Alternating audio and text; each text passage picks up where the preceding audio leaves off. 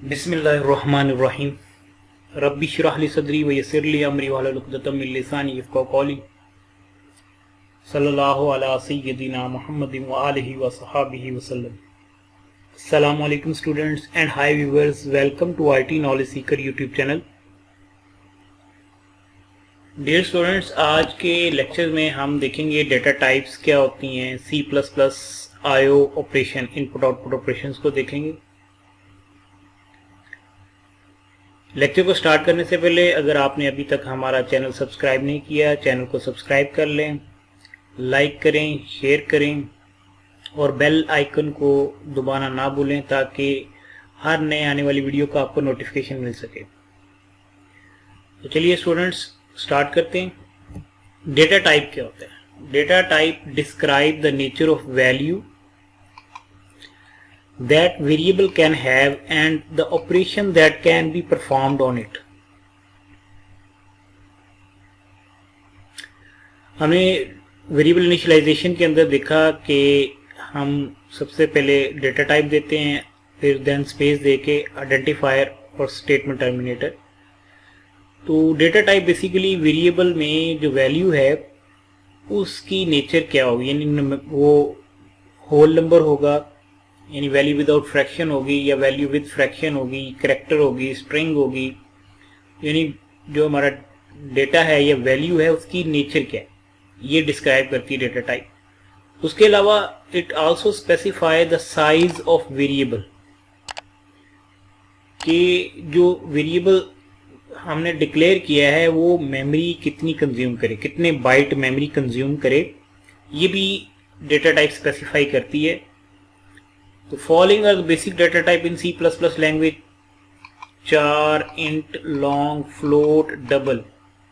अब ये इंट और जो लॉन्ग है ये इंटीजर डेटा टाइप है। इंटीजर वैल्यू को ये इंटीजर वैल्यू के लिए है। इंटीजर वैल्यू वो वैल्यू होती है जिसमें फ्रैक्शन नहीं होती, यानी परसेंट इशारिया नहीं होता। और ये फ्लोट और डबल जो है ये परसेंट वाली वैल्यू के लिए है, यानी वैल्यू विद फ्रैक्शन, उसके लिए डेटा टाइप्स यूज होती हैं। चार जो है वो करेक्टर के लिए, इसके अलावा बूल है, बुलियन वैल्यूज आपको पता है ट्रू और फॉल्स, और स्ट्रिंग में आपको पता है कलेक्शन ऑफ करेक्टर आ जाते हैं। ये भी data type C plus plus में हम यूज करते हैं।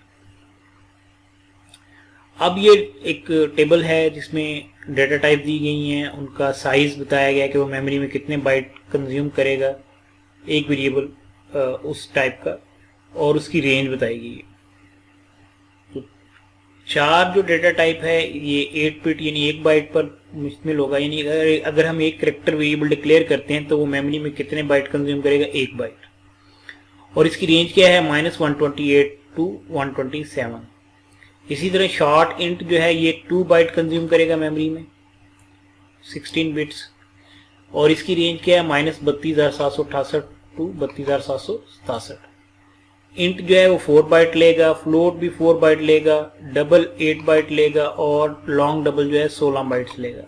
ये मैंने डेव सी प्लस प्लस के हिसाब से window 7 32 bit compiler 32 bit operating system है और डेव सी प्लस प्लस में यूज़ कर रहा हूँ आईडी, तो उसके लिहाज से ये मैं साइज़ बता रहा हूँ, क्योंकि ये जो साइज़ है डेटा टाइप के लिहाज से ये वेरी करते हैं ऑपरेटिंग सिस्टम और कंपाइलर पे बेस करते हुए।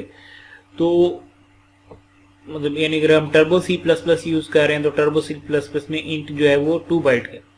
तो बहरहाल ये डेव सी प्लस प्लस के लिहाज से और विंडो 2007 ऑपरेटिंग सिस्टम के ऊपर ये साइजेस हैं। नॉर्मली ज़्यादातर आपको यही मिलेंगे। तो उसमें अब इंटीजर वैल्यूज़ जो है हमारी, उनके लिए एक ये फार्मूला है, इस फार्मूले से भी हम रेंज जो है निकाल सकते हैं। लाइक शॉर्ट इंट जो है ये 2 बाइट कंज्यूम करता है मेमोरी में एक वेरिएबल, 16 बिट्स। तो अब इसकी अगर हमने वैल्यू इस फार्मूले से देखें तो हम इस फार्मूले से भी रेंज निकाल सकते हैं 15। ये n जो है यहाँ पर ये नंबर ऑफ बिट्स को रिप्रेजेंट करता है, n जो है नंबर ऑफ बिट्स को रिप्रेजेंट करता है।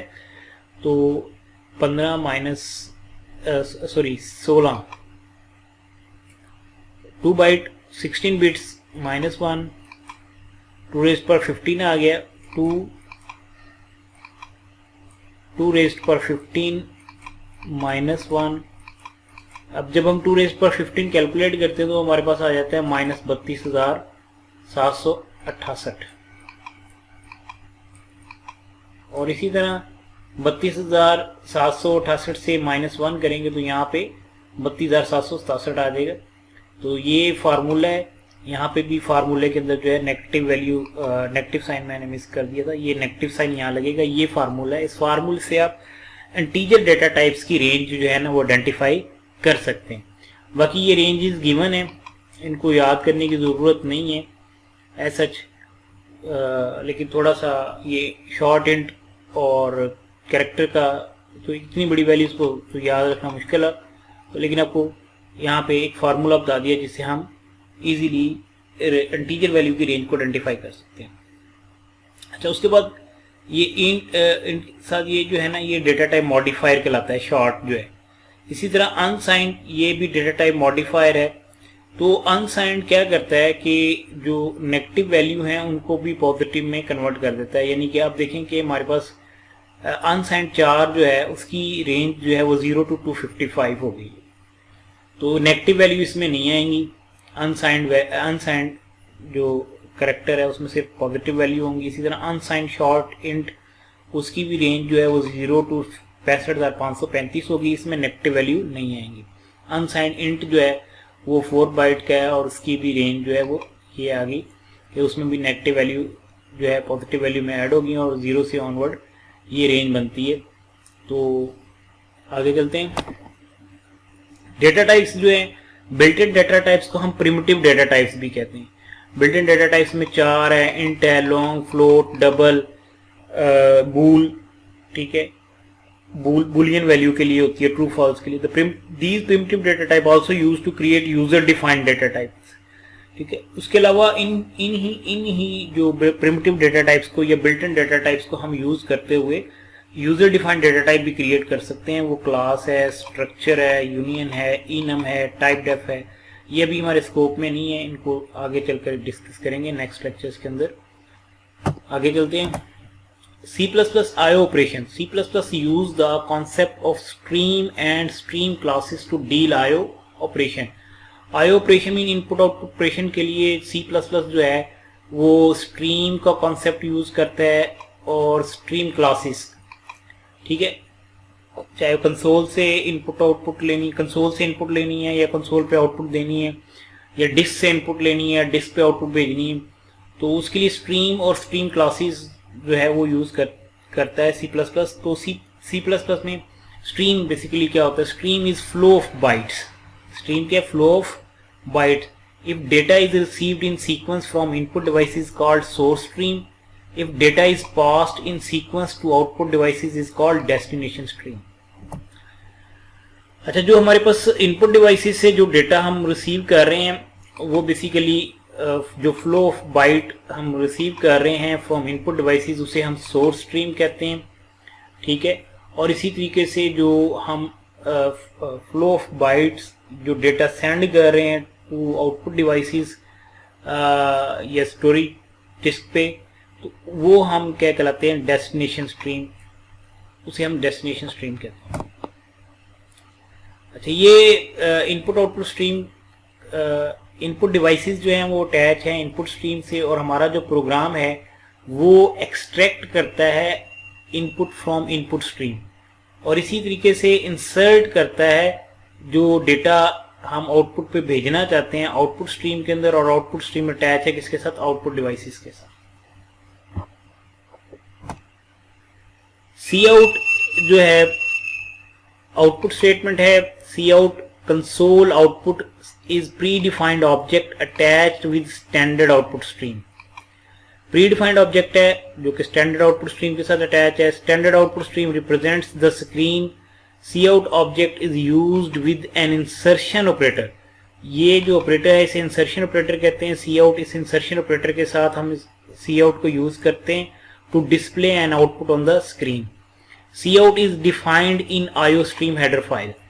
सी आउट जो है वो आईओ स्ट्रीम हेडर फाइल के अंदर जो है वो डिफाइन है। और अगर हमने सी आउट को अपने प्रोग्राम में यूज करना है तो आईओस्ट्रीम हेडर फाइल को हमें अपने प्रोग्राम में शामिल करना पड़ेगा, इंक्लूड करना पड़ेगा। ठीक है, तो ये सिंटैक्स है सी आउट को यूज करने का। सी आउट ऑब्जेक्ट लिखेंगे, उसके बाद इंसर्शन ऑपरेटर और कांस्टेंट भी दे सकते हैं, वेरिएबल भी दे सकते हैं और एक्सप्रेशन भी दे सकते हैं। अच्छा, जो भी हम यहाँ अगर कांस्टेंट देते हैं तो बेसिकली क्या होगा, ये जो कांस्टेंट है ये इंसर्ट हो जाएगा इस सी आउट ऑब्जेक्ट के अंदर, और ये सी आउट ऑब्जेक्ट बेसिकली किसके साथ अटैच है, आउटपुट स्ट्रीम के साथ, और आउटपुट स्ट्रीम जो है वो आउटपुट डिवाइसेस के साथ एसोसिएटेड है। तो जो चीज़ इंसर्ट हो जाएगी कहाँ पे, ये चीज़, ये जो वैल्यू है कहाँ पे डिस्प्ले नजर आएगी हमें, आउटपुट डिवाइस के ऊपर।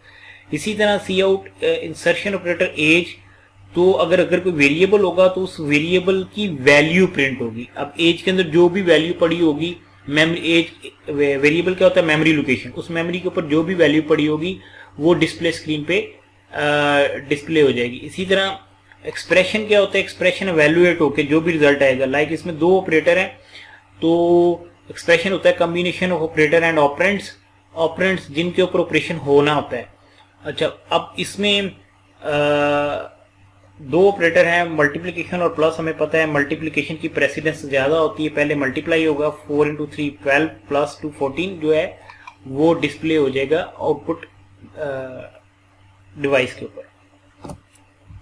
सीन इनपुट स्टेटमेंट है, input stream uses cin object with extraction operator to read data. C in जो है वो एक्सट्रैक्शन ऑपरेटर के साथ डाटा को रीड करने के लिए यूज होता है। C in is predefined object.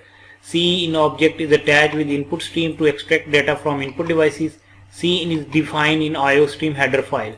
C in जो है ये भी IOStream header file के अंदर डिफाइन है। तो अगर हमने C in को भी अपने प्रोग्राम में यूज करना है तो IOStream का हमारे प्रोग्राम के अंदर इंक्लूड होना जरूरी है। ठीक है, उसके अलावा जो हमारे पास C out है, पीछे हमने आउटपुट स्टेटमेंट पढ़ी है, वो एसटीडी नेम स्पेस से बिलोंग करती है।